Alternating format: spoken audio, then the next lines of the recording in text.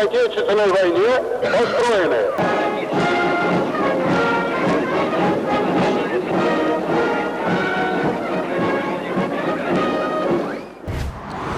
Күнделіктің бүгінгі санында әрі мейрамдар мен шерулер кезінде генералдардың халықпен сәлемдесіп, лек басында жүріп өтуіне арналған көліктер тарихын айтамыз.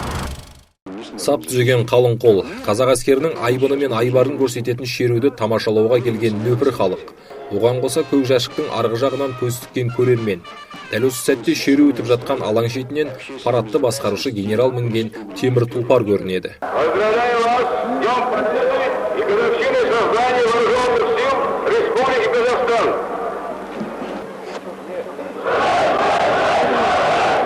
Тәуелсіз Қазақстан тарихында 10-ға жуық әскери шеру өтті. Осы шараларда парад командирін тасыған ГАЗ-1405 Чайка автокөлігі бүгінгі күні Астанадағы әскери тарихи мұражай төрінде тұр.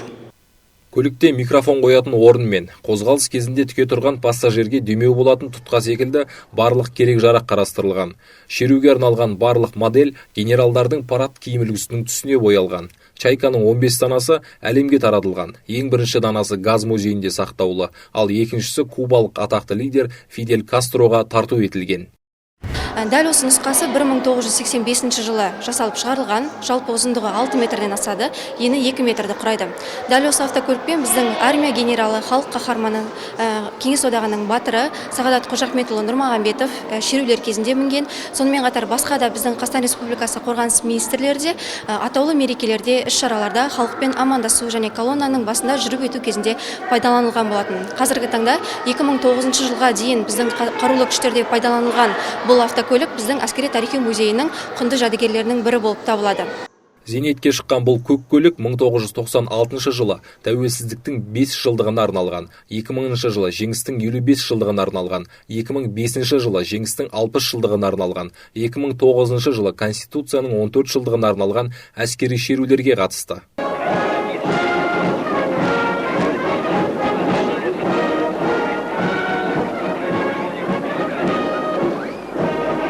Шеру кезінде бар назарды өзіне аударып, алаң үстінде баяу жылжитын кабриолеттер тарихы әрі де жатыр.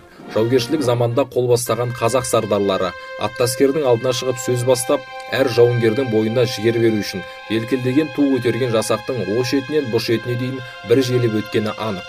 Сондайда батырлардың астында ауыздығы мен алысып тұяғымен жер тарпыған тұлпарлар болды. Абылай ханның Нарғызлы мен Алшаңбозы, Қабанбай батырдың Қубасы, Кенесарының Ақтангері мен Жанғожаның Көгешкісі сол дәуірдің кабриолеті десек жарасады. Генералдар мінетін мәшине әскери шерудің негізгі нышандарының бірі саналады. Көлік әр есеп топтың тұсына тоқтап, шеруге қатысушы әскери қызметшілер қолбасшымен сәлемдеседі. Ал парад басқарушысы министрге, министр өз кезегінде жоғарғы бас қолбасшыға баяндама жасайды.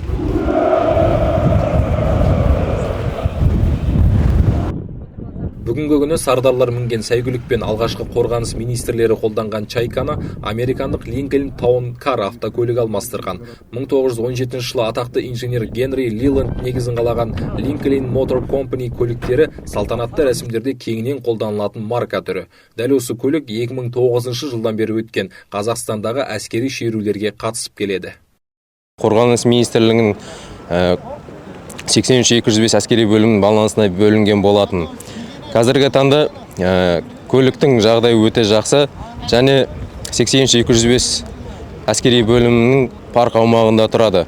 Көліктер бүгінгі таңда ұлы жеңістің 80 жылдығын және отан қорғаушылар күні мерекесіне орай саптық шеруге дайындалу үстінде. Астана бойынша 83-205 бөлімінде 3 экземпляры бар. Жүргізушілер өте тәжірибесі мол, осыған дейінгі шерулерде қатысқан әскери қызметшілер қатарынан алынады.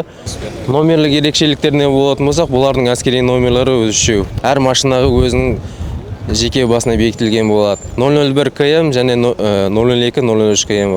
Ал парадтық жағдайда бұларға парад деген номер тағылады.